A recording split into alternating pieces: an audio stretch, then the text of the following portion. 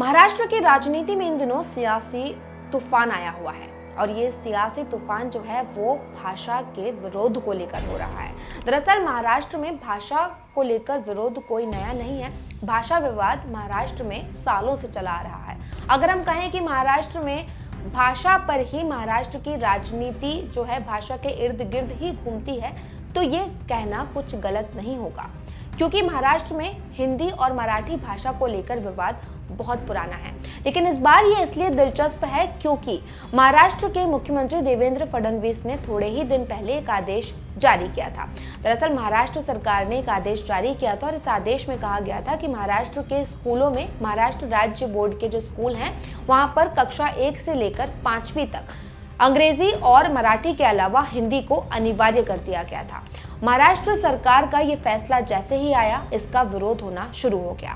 महाराष्ट्र सरकार के इस फैसले का न केवल राजनेताओं ने बल्कि महाराष्ट्र की जनता ने भी इसका खुलकर विरोध किया। यहाँ तक कि स्कूलों में भी महाराष्ट्र सरकार के इस फैसले की आलोचना होने लगी और इसके बाद रविवार को मुख्यमंत्री देवेंद्र फडणवीस ने एक बार फिर प्रेस कॉन्फ्रेंस आयोजित की और इस प्रेस कॉन्फ्रेंस में अपने जो आदेश थे उन दोनों जीआर को वापस ले लिया।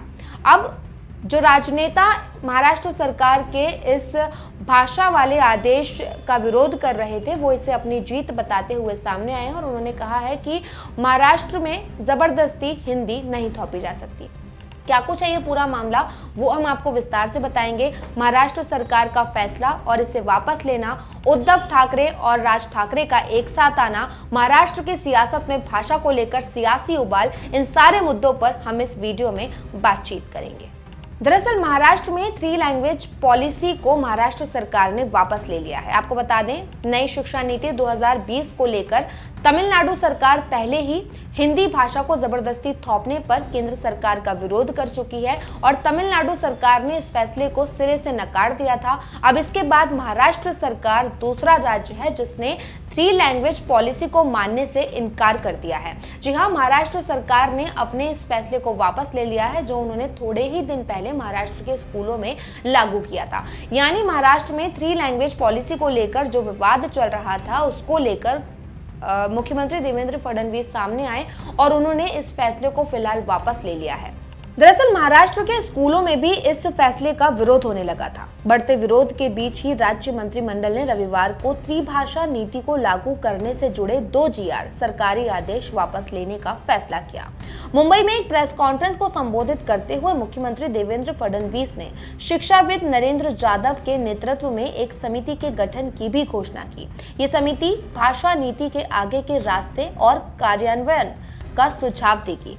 आदेश वापस लेने का फैसला फडणवीस ने आरोप लगाया कि मुख्यमंत्री के तौर पर उद्धव ठाकरे ने कक्षा 1 से 12 तक त्रिभाषा नीति शुरू करने के लिए डॉक्टर रघुनाथ माशेलकर समिति की सिफारिशों को स्वीकार कर लिया था। साथ ही नीति लागू करने पर एक समिति गठित की थी। फडणवीस ने कहा, राज्य मंत्रिमंडल ने कक्षा 1 से त्रिभाषा नीति के कार्यान्वयन के संबंध में अप्रैल और जून में जारी सरकारी संकल्प जीआर को वापस लेने का फैसला किया है। इसे लागू करने की सिफारिश करने के लिए डॉक्टर नरेंद्र जाधव की अध्यक्षता में एक समिति बनाई जाएगी। आपको बता दें, मराठा आरक्षण आंदोलन के साए में हुए लोकसभा चुनाव में मराठा मतदाताओं ने महाविकास आघाड़ी के पक्ष में एक तरफा मतदान किया, लेकिन विधानसभा चुनाव में उद्धव ठाकरे और शरद पवार की जोड़ी पर एकनाथ शिंदे, देवेंद्र फडणवीस और अजीत पवार की तिकड़ी भारी पड़ गई। अब उद्धव को भी शायद ये लग रहा है कि हिंदी का विरोध किए बिना मराठी अस्मिता को धार देने का मौका शिवसेना, यूबीटी और उनकी सियासत के लिए संजीवनी साबित हो सकता है। भाषा विवाद पर ठाकरे ब्रदर्स ने आक्रामक रुख अख्तियार कर लिया है। वहीं राष्ट्रवादी कांग्रेस पार्टी के प्रमुख शरद पवार ने बीच का रास्ता सुझाया है। उन्होंने कहा है कि सरकार को कक्षा 1 से 5 तक हिंदी को अनिवार्य करने की जिद छोड़ देनी चाहिए। अगर कोई बच्चा नई भाषा सीख ले और अपनी मातृभाषा से दूर हो जाए तो ये गलत होगा। किसी भी राज्य में मातृभाषा को प्राथमिकता मिलनी चाहिए। विपक्ष के मुखर विरोध के बाद सरकार ने हिंदी को तीसरी अनिवार्य भाषा की जगह अब वैकल्पिक कर दिया है, लेकिन सियासत है कि थमने का नाम ही नहीं ले रही। यानी 3 लैंग्वेज पॉलिसी को लेकर महाराष्ट्र में भाषा को लेकर विरोध तो काफी लंबे समय से चल रहा था, लेकिन जब नई शिक्षा नीति के तहत थ्री लैंग्वेज पॉलिसी को लागू करने की बात आई तो एमएनएस प्रमुख राज ठाकरे सामने आए और 5 जुलाई को एक बड़ा आंदोलन करने का ऐलान कर दिया। राज ठाकरे ने कहा कि अगर महाराष्ट्र में जबरदस्ती हिंदी थोपी जाएगी तो हम 5 जुलाई को महाराष्ट्र सरकार के खिलाफ मोर्चा खोलेंगे और इस आंदोलन में पूरा महाराष्ट्र एकजुट होगा। उन्होंने धमकी देते हुए ये भी कहा कि जो लोग इस आंदोलन में शामिल होंगे उन्हें मैं याद रखूंगा और जो लोग इस आंदोलन में नहीं आएंगे उनको भी मैं याद रखूंगा। राज ठाकरे के इस ऐलान के बाद उद्धव ठाकरे भी जो हैं वो सोशल मीडिया पे सक्रिय हुए और उन्होंने भी ऐलान कर दिया कि महाराष्ट्र सरकार के इस फैसले के खिलाफ शिवसेना यूबीटी एमएनएस के साथ है और इस आंदोलन में यूबीटी भी शामिल होगी। आपको बता दें कि महाराष्ट्र सरकार के इस फैसले के खिलाफ एमएनएस और शिवसेना यूबीटी दोनों ही प्रदर्शन कर चुके थे, लेकिन जब इस फैसले का विरोध महाराष्ट्र की आम जनता भी करने लगी और स्कूलों में भी इसको लेकर प्रदर्शन होने लगे, इसके बाद महाराष्ट्र सरकार ने अपना ये फैसला वापस लेने का ऐलान किया। हालांकि मुख्यमंत्री देवेंद्र फडणवीस ने इसके साथ यह भी कहा कि एक समिति का गठन किया गया है। ये समिति जब हमें रिपोर्ट पेश करेगी इसके बाद ही हम इस आदेश को पूरी तरह से लागू करेंगे। आपको बता दें कि देश में इन दिनों भाषा पर विवाद आम हो गया है। महाराष्ट्र से पहले तमिलनाडु सरकार ने भी जबरन हिंदी थोपने को लेकर केंद्र सरकार पर निशाना साधा था।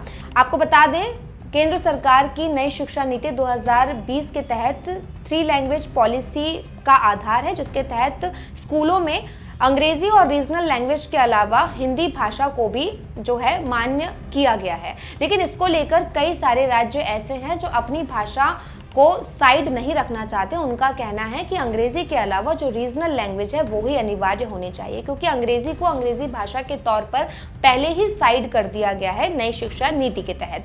ऐसे में हिंदी भाषा ही बचती है जिसे अनिवार्य किया जाएगा और इसी को लेकर ये पूरा विरोध है। तमिलनाडु सरकार पहले ही केंद्र सरकार के खिलाफ मोर्चा खोल चुकी है और अब तमिलनाडु के बाद महाराष्ट्र सरकार ने भी अपना ये जो फैसला है वो वापस ले लिया है। मुख्यमंत्री देवेंद्र फडणवीस का अगर आप बयान सुनेंगे तो उन्होंने यह भी कहा है कि महाराष्ट्र में मराठी ही इंपॉर्टेंट है, यानी साफ है कि महाराष्ट्र में रहना है तो मराठी बोलनी है। थोड़े ही दिन पहले महाराष्ट्र में हमने कई सारे प्रदर्शन देखे जब एमएनएस के कार्यकर्ताओं ने सरकारी ऑफिसेस में घुसकर लोगों को मारना पीटना शुरू किया और जबरन मराठी बुलवाने की कोशिश की। अब इसके बाद नई शिक्षा नीति को लेकर थ्री लैंग्वेज पॉलिसी को लेकर जो है महाराष्ट्र में सियासी उबाल है और इसको लेकर अब सियासत काफी तेज है और यहाँ पर ठाकरे ब्रदर्स एकजुट हो गए हैं। जी हाँ, क्योंकि ठाकरे ब्रदर्स के एकजुट होने के पीछे भी वजह है कि दोनों ही अपनी राजनीतिक रोटियां सेक रहे हैं, क्योंकि महाराष्ट्र में जो है मराठी को लेकर ही एमएनएस को अगर हम कहें तो एमएनएस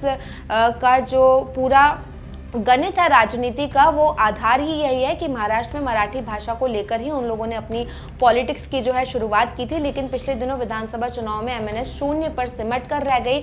अब नई शिक्षा नीति 2020 के तहत जब थ्री लैंग्वेज पॉलिसी की बात आई है और हिंदी को अनिवार्य करने की बात की जा रही है तो राज ठाकरे इसमें अपनी राजनीतिक सियासत देख रहे हैं। वो इसमें अपनी मराठी अस्मिता को देखते हुए हिंदी का विरोध कर रहे हैं और उन्हें ऐसा लग रहा है कि इस तरह से वो एक बार फिर महाराष्ट्र की जनता का दिल जीत पाएंगे। तो वहीं उद्धव ठाकरे जो विधानसभा चुनाव में लोकसभा चुनाव जैसा प्रदर्शन नहीं कर पाए और अब जब थ्री लैंग्वेज पॉलिसी की बात हो रही है तो यहाँ पर मराठी भाषा को समर्थन करते हुए उद्धव ठाकरे भी यही साबित करना चाहते हैं कि वो महाराष्ट्र की जनता और महाराष्ट्र के हित में बात कर रहे हैं, महाराष्ट्र में मराठी को गुम नहीं होने देंगे।